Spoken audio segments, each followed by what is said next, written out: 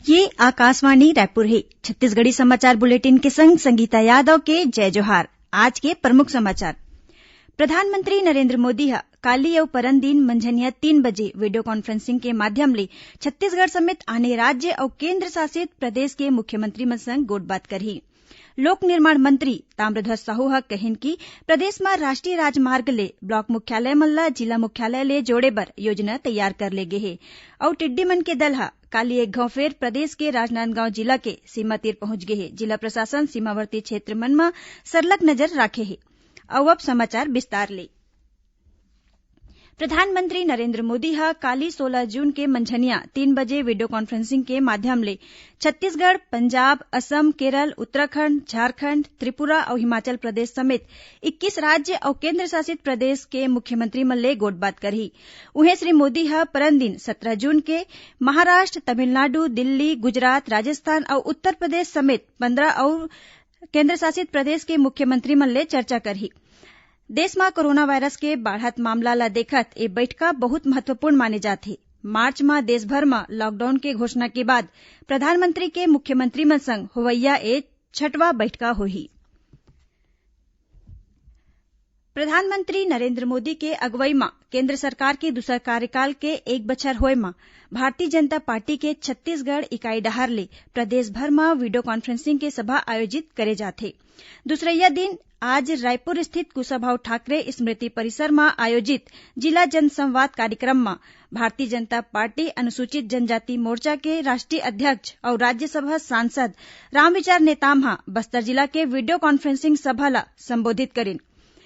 ए मौका में श्री नेताम पार्टी कार्यकर्ता मन ले केंद्र के नरेंद्र मोदी सरकार के उपलब्धि मन ला जन जन तक पहुंचाए के अपील करीन। ओमन कहिन कि केंद्र सरकार जौन उपलब्धि पाए हे ओला लेके भाजपा देश भर में 10 करोड़ लोगन ले सीधा संपर्क करही। ओमन कहिन कि प्रधानमंत्री नरेंद्र मोदी के अगुवाई में अपन पहली कार्यकाल में गरीब, आदिवासी, किसान, मजदूर, युवा, माई लोगिन संग सबो वर्ग बर काम करे हे। श्री नेताम कहिन कि प्रधानमंत्री बस्तर ला एक ठिन मॉडल के रूप में विकसित करे के चिंता करेन और वो दिशा में सार्थक प्रयास घलो करे हे। ए वीडियो कॉन्फ्रेंसिंग सभा 22 जून तक चलही। प्रदेश में पेसा कानून ला लागू करे के पहल शुरू हो गए हे। पंचायत और ग्रामीण विकास मंत्री टीएस सिंहदेव आज रायपुर में सर्व आदिवासी समाज और पंचायती राज सशक्तिकरण के संगे संग वन अधिकार बर काम करैया गैर सरकारी संगठन के प्रतिनिधि मन ले वीडियो कॉन्फ्रेंसिंग के माध्यम ले गोठबात करीन। ओमन चर्चा में शामिल लोगन ले प्रदेश में एक कानून ला लागू करे बर सुझाव मांगे हे। राज्य में संचालित अशासकीय निजी स्कूल मन के फीस निर्धारण और आने आने पहलू पर विचार विमर्श बर काली 3 सदस्यीय मंत्री परिषद उप समिति के बैठका हुईस। बैठका में शिक्षक, शिक्षाविद, पालक संघ और निजी प्रबंधन ले मिले सुझाव पर विस्तार ले चर्चा करेगी। स्कूल शिक्षा मंत्री डॉक्टर प्रेम साय सिंह टेकाम के अध्यक्षता में होए ए बैठका में गृह मंत्री ताम्रध्वज साहू और कृषि मंत्री रविन्द्र चौबे घलो मौजूद रहिन। ए मौका में स्कूल शिक्षा विभाग के अधिकारी मन ला फीस निर्धारण करे के प्रारूप के आने आने धारा ऊपर मनखे मंडहार ले मिले सुझाव के जानकारी दिन।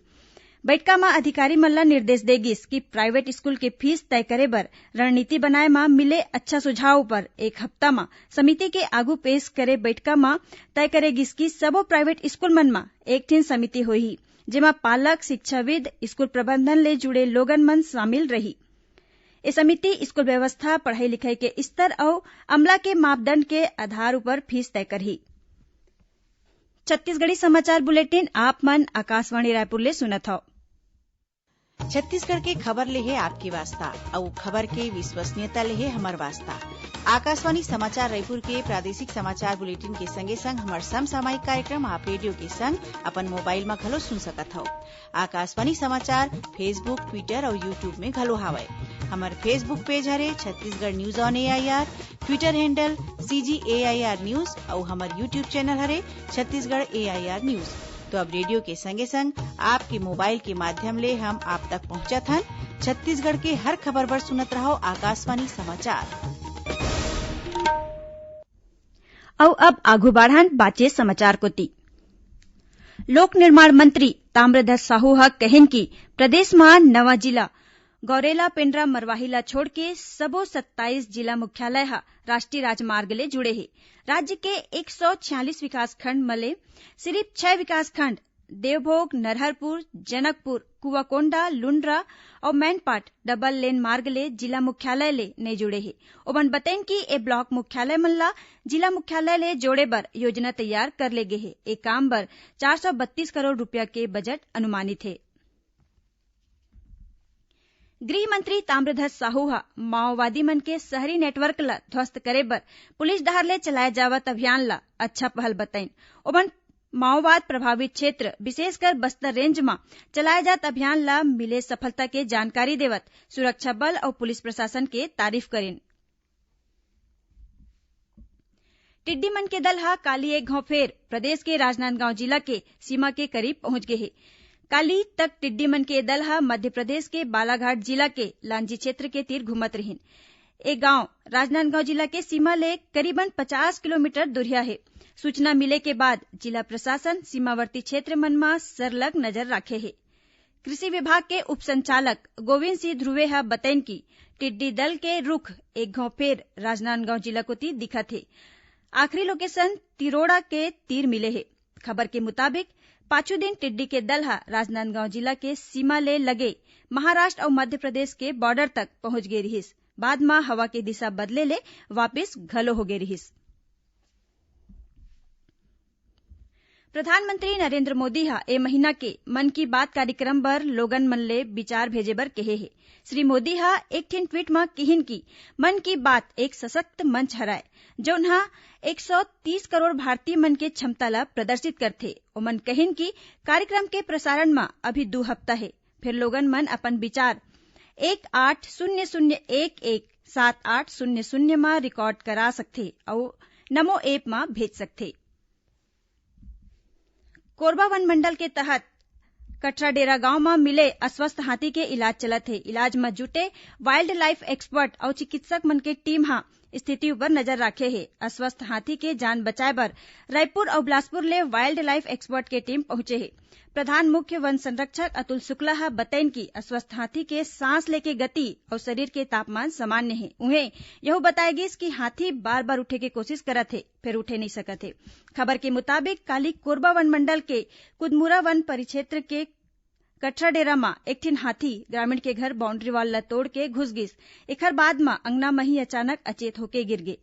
एखर जानकारी वन विभाग ला दे गे रहिस। अंबिकापुर नगर निगम शहर ला ग्रीन सिटी बनाए के काम ला शुरू कर दे है। निगम के लोक निर्माण प्रभारी और MIC सदस्य सफी अहमद तकनीकी विभाग के संग बैठक कर ई हफ्ता पौधारोपण के तैयारी पूरा करे के निर्देश दे है।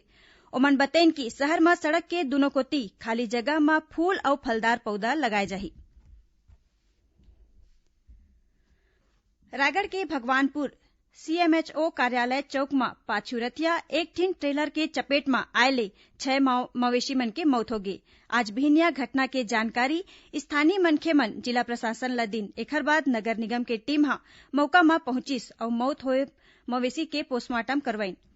पुलिस ट्रेलर चालक के खिलाफ मामला दर्ज करके पतासाजी शुरू कर दे है। ओती जांजगीर जिला में शिवरेंद्रायण के ग्राम लोहरसी में आज एक ठिन तेज रफ्तार हाईवा सड़क ऊपर बैठे है। मवेशी मल्ला अपन चपेट में ले लिस। ए हादसा में 4 मवेशी के मौत हो गए। उन्हें 12 मवेशी घायल हो गए।